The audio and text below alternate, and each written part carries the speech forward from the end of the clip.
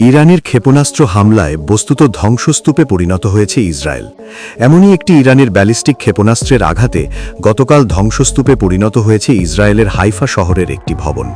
এই ঘটনায় এখন পর্যন্ত 4 জনের মৃতদেহ উদ্ধার করা হয়েছে এবং কয়েকজনের অবস্থা বেশ আশঙ্কাজনক। সোমবার ইসরায়েলি সংবাদমাধ্যম টাইমস অব ইসরায়েল এক প্রতিবেদনে এই তথ্য জানায়।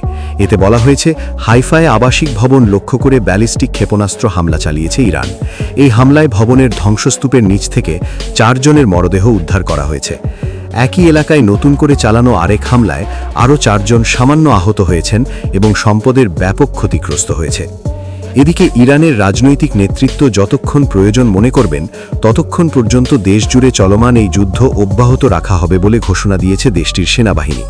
গতকাল সোমবার 6 এপ্রিল এক বিবৃতিতে সেনাবাহিনীর মুখপাত্র মোহাম্মদ আকরাম মিয়া এই দৃঢ় অবস্থানের কথা পরিষ্কার করেন।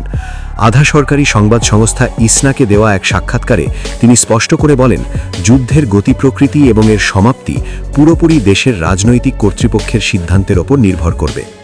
অন্যদিকে ইসরায়েলি প্রতিরক্ষা বাহিনী আইডিএফ তাদের সাম্প্রতিক এক বিবৃতিতে নিশ্চিত করেছে যে গত রাত থেকে আজ ভোর পর্যন্ত তারা তেহরান সহ ইরান জুড়ে বিশাল পরিসরে বিমান হামলা চালিয়েছে।